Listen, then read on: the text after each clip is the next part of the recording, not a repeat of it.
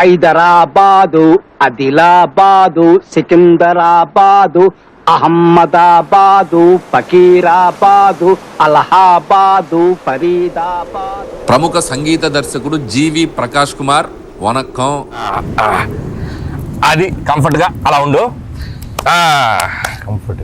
మన సినిమాలో పాటలు ఎలా ఉండాలంటే జీవి, క్లాసు పాట, మాసు పాట, ఎమోషనల్ పాట, మెలోడీ పాట, డీజే పాట, బీజిఎం పాట, ఇంకేదో పాట ఉండాలయా, ఆస్కారు పాట, గ్రామీ పాట.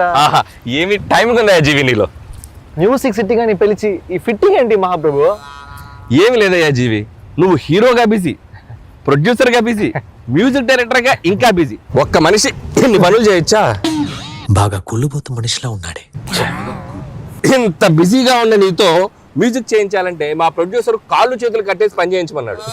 నేనే కాస్త వెరైటీగా ఉంటుందని పాతి పెట్టేసి చేస్తున్నాను. ఆహా, ఓహో, ఏమి తెలివి మహాప్రభు.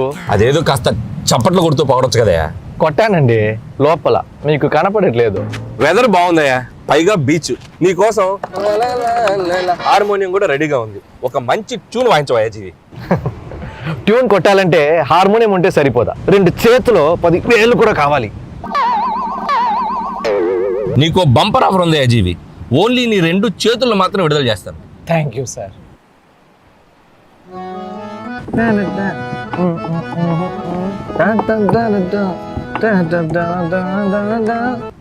అనిల్ సార్, చెప్పమ్మా. నాకు ఒక లిరిక్ రైటర్ ఇస్తే చాలా కంఫర్టబుల్ గా ఉంటుంది. లిరిక్ రైటరా? ఎప్పుడో రెడీ. అతన్ని పాతి పెట్టి 2 రోజులైంది. మాసు పాట, క్లాసు పాట, 2-4 పాట, 6-8 పాట, మెలోడీ పాట, ఫాస్ట్ పాట, అనిల్ గారు ఓకే చేసిన పాట.